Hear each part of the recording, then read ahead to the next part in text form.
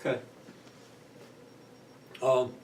So, just reviewing these quantities, just as a reminder, because apparently we needed one. Theta's angular position can be measured in degrees, radians, revolutions, or other units of your choice and your definition if you wish.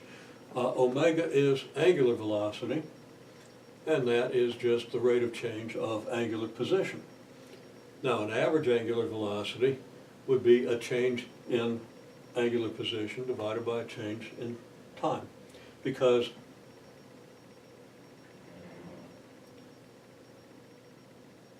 an average rate of change is the change in the first quantity divided by the change in the second. The instantaneous angular velocity, of course, we get when we shrink our delta t down to 0, and then in the limit we get a d theta dt, a derivative of your angular position. And similarly then, similar to the way angular velocity is the derivative of the angular position, angular acceleration is a derivative of the angular velocity, the instantaneous rate at which that quantity changes. Observe that if you have an omega versus t trapezoid with some initial omega and some final omega, and the one occurs, the interval over which the change occurs has duration delta t. In terms of what we said here, it should be clear that if you want to get omega, you can do an antiderivative of alpha. You can integrate alpha. If you want to find theta, you could integrate omega. If we have constant alpha, constant angular acceleration, then by integration, we integrate a constant with respect to t, we're going to get a linear function of t, right? And if and that's going to be our omega t. So if alpha is constant, omega is linear. And if omega is linear, then, of course, integrating a linear function, we get a quadratic function.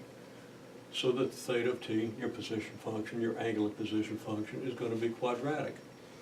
Our trapezoid, if we have constant angular acceleration, is going to be an exact, well, it's going to be linear, okay?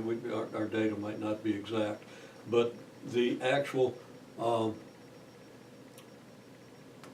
angular velocity function will be linear. So we can depict the angular velocity between two instants by a straight line graph, and then by a trapezoid. Well, what are the characteristics of this trapezoid?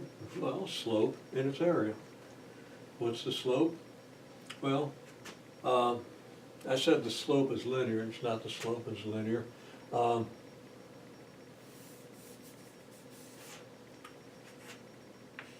Omega is linear in t, so slope is constant.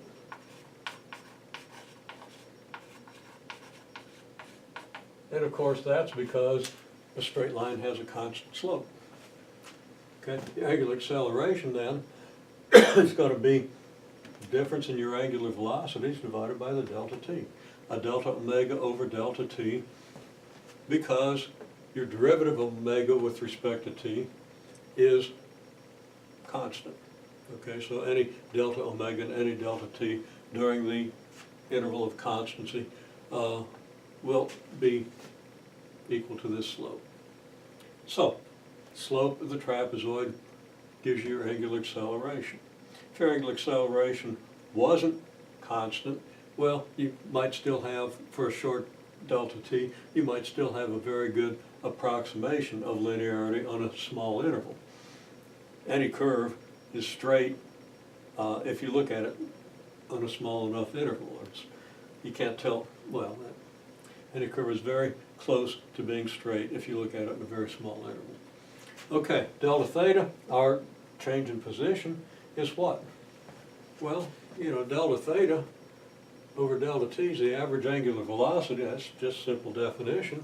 So that delta theta would be the average angular velocity multiplied by delta t. The average angular velocity, well, the average value of a function which is linear, its average value on any interval is easily proven to be equal to the average of its initial and final values.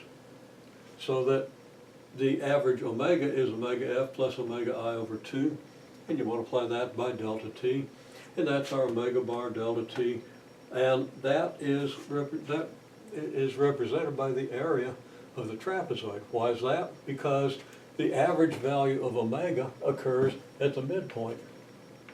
So omega average would be represented by the length of this segment.